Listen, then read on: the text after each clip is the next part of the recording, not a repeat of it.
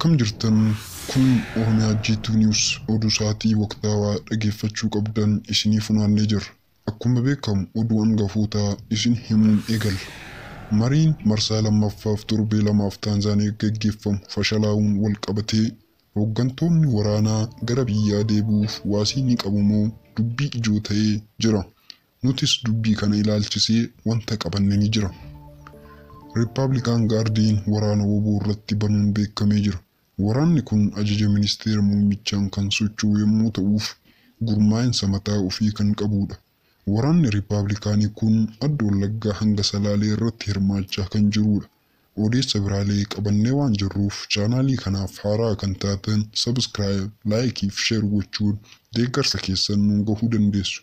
Hanga dhumaa akka nu hordoftan kabajaan isin gaafanna. Jaalmarroon gara Wallaggaa ni deebi'uu laata? Waasiin akka kennameef haasa'amaa jira. Marii torbee lamaaf Taanzaaniyaatti taa'ame fashalaa'uu isaatiin maricha irratti hirmaachaa kan turan hooggantoonni olaanoo waraana bilisummaa Oromoo gara biyyaa ni deebi'uu kan jedhu gaafiin ka'ee jira.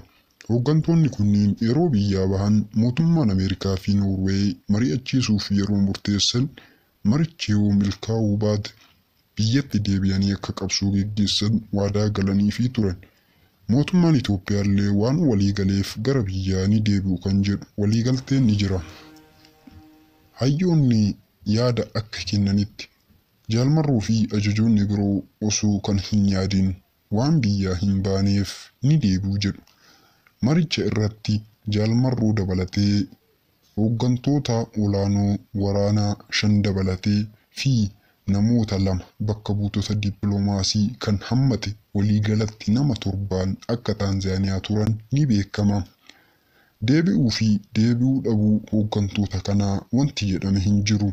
Adda baafannee kan isin biraan geennu ta'a. Gara odeessa itti aanutti dabarre. Republican Guardian waraana jabaa banee jira. Waraana kaan irraa kan adda ta'ee fi ministeera muummichaan kan hoogganamu ta'uun ni himamaaf. Shawaa keessatti iddoo garagaraatti woboo waliin waraanarra jiraachuun miidhaa guddaan irra gahaa jiraachuun himame. Waraanni Republican Guardian kun iddoo garagaraatti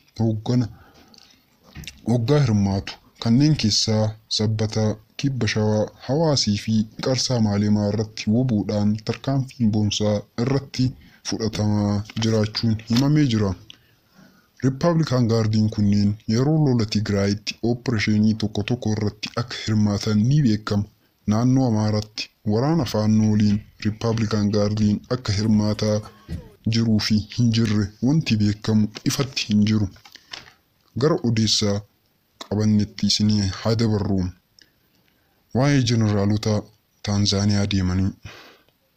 Marii woboo fi PP gidduutti Taanzaaniyaa gaggeeffamaa ture irratti jilli Jeneraal Geetaachoo Guddinaa fi Jeneraal Dammisee Amaanuun dursee mootummaa bakka bu'uun kan hirmaate ta'uun ni yaadatama.